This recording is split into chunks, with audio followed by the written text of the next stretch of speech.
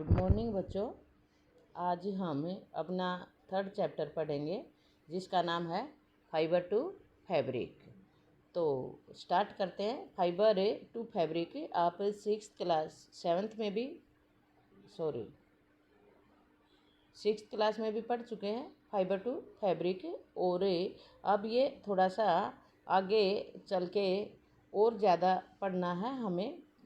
इसके अंदर क्या क्या होता है, कुछ नेचुरल फाइबर होते हैं, कुछ सिंथेटिक फाइबर होते हैं, और फाइबर हमें कहाँ कहाँ से प्राप्त होते हैं, ये सब हम यहाँ पर इस चैप्टर में सीखेंगे। बिल्कुल सेम जैसा चैप्टर आपने fibre to fabric six class में पढ़ा था, इसमें कुछ और आगे का है कि किस प्रकार हम फाइबर को बनाते हैं, क्या क्या प्रोसेसिंग होती है, यहाँ पर हम ये सीखेंगे।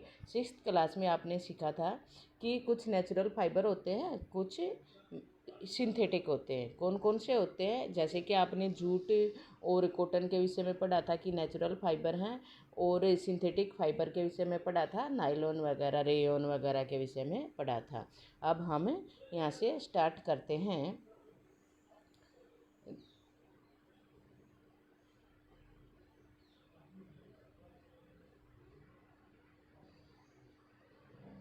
चलो बेटा, in class 6th you have learnt about some fibers obtain from plants। यहाँ पर हम कुछ फाइबर के विषय में पढ़ते हैं जो हमें प्लांट से प्राप्त होते हैं।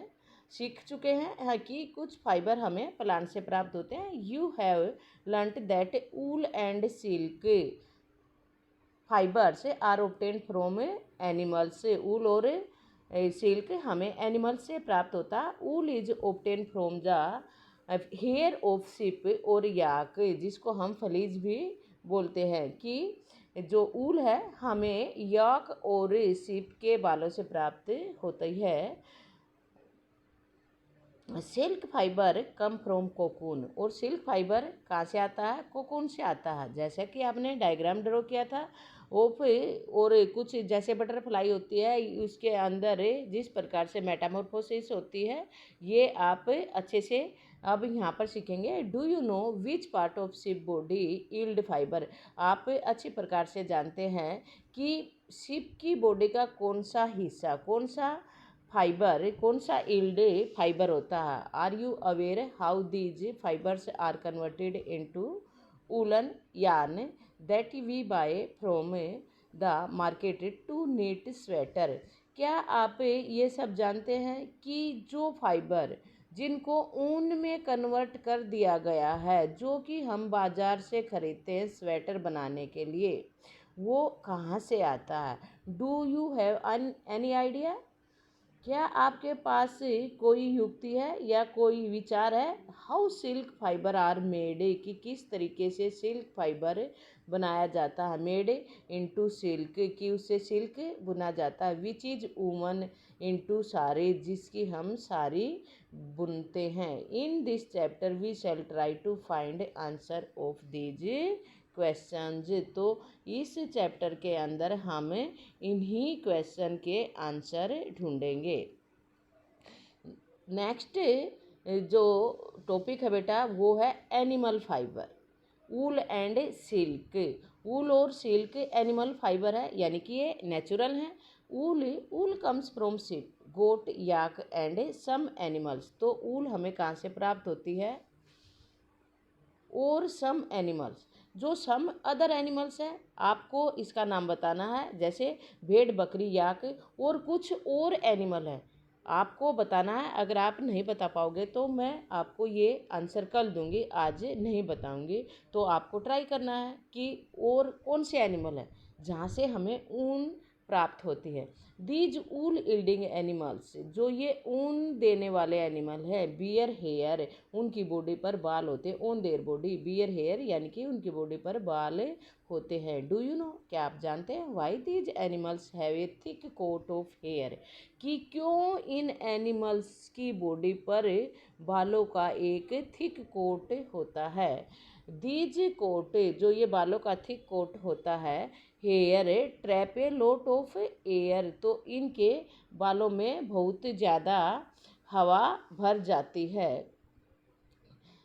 ए trap A lot of air, जिससे कि उनको ठंड नहीं लगती। Air is a poor conductor of heat, जो एयर है वो हीट का पुअर कंडक्टर है। You would learn in chapter 4। और ये हीट का पुअर कंडक्टर कैसे होती है, क्या होता है, ये सब आप 4th चैप्टर में सीखेंगे। So here keeps these animal warm, तो इस प्रकार से ये बाल इनको गर्म रखते हैं। वूल is derived from these hairy fibre, और ऊन को हम इन्हीं फाइबर से प्राप्त करते, डिराइव्ड यानी कि प्राप्त करते हैं। एक्टिविटी 3.1, अब हम इसके अंदर देखते हैं कि क्या होता है। Feel the hair on your body, आपकी बॉडी पे भी बेटा बाल हैं, आप उनको फील करो कि वो कैसे हैं। अगर आप अपने हाथों पे देखेंगे तो बिल्कुल फाइन फाइन बाल हैं, बॉडी एंड आर्म्स। और आप अपने हेड के बाल देखोगे तो ये मोटे हैं, कोर्स है, खुरदरे हैं। And those in your head, do you find any difference, क्या इनमें कोई अंतर है। Which one seem coarse and which one is soft, कौन से खुरदरे हैं, कठोर मोटे हैं, कड़े हैं, और कौन से सॉफ्ट है यानी कि नर्म है। आप बताओ कौन से नर्म हैं और कौन से। तो आपको सभी को ध्यान से बताना बेटा कि कौन से सॉफ्ट है और कौन से। आप टच करके देखेंगे अपनी बॉडी को और तब फील करेंगे कि कौन से कोर्स हैं और कौन से सॉफ्ट है। लाइक अस, जैसे हमारी बॉडी के बाल हैं बिल्कुल वैसे ही। Like as hairy skin of sheep has 2 types of fibre, ऐसे ही 2 प्रकार के बाल हैं। दैट फॉर्म इट्स फ्लीज, जो इसके रेशे बनाते। कोर्स बियर्ड हेयर, मोटे खुरदरे बाल। And the fine soft under hair close the skin, और बारीक सॉफ्ट जो बॉडी के बिल्कुल पास है, इन खुरदरे बालों के नीचे, ऊपर वाले खुरदरे और इनके नीचे, सॉरी खुरदरे नहीं बेटा, कोर्स यानी कि कठोर सख्त, इनके जो नीचे जो स्किन के पास बाल होते हैं वो कोमल होते हैं। द नेक्स्ट, एक मिनट बेटा,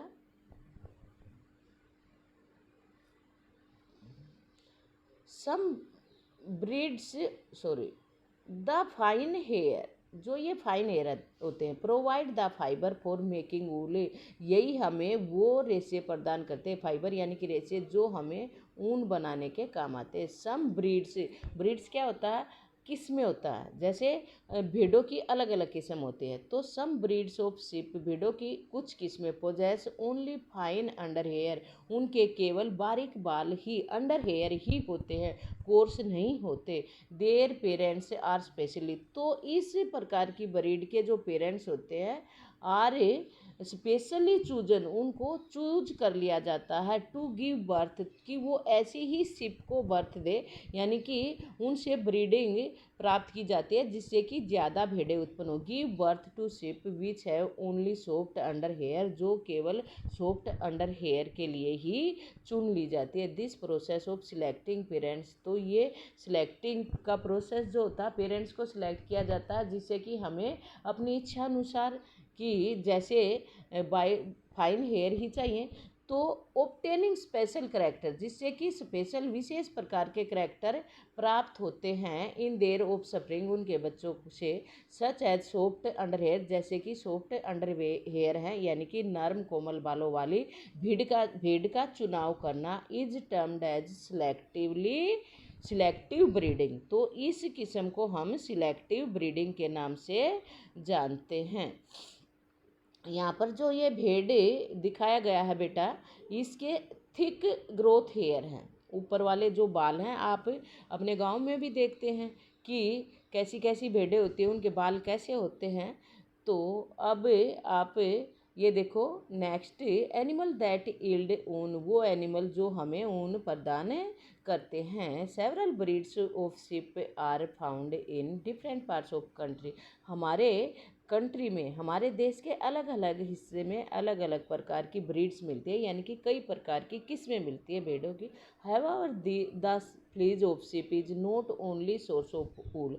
हालांकि जो शिप है वो केवल अकेला ऊन का ही स्रोत नहीं है। Though wool commonly available in the market is, हालांकि जो हमें मार्केट में ऊन अवेलेबल होती है वो केवल भेड़ की ही ऊन नहीं है, सिर्फ ऊल ही नहीं है। Wool is common in Tibet and yak wool, मुख्य रूप से जो याक की ऊल है, याक एक, ये देखो याक की फोटो, ये याक है यहाँ पर। तो तिब्बत में मुख्य रूप से तिब्बत के अंदर याक की ही ऊन अवेलेबल होती है। Wool is commonly in Tibet and Ladakh, yak से मिलने वाली है। Mohair is obtain from angora goat, और मोहेर नाम की ऊन हमें अंगोरा गोट से मिलती है, जो कि पाई जाती है हिली रीजन में, जो जम्मू एंड कश्मीर में है।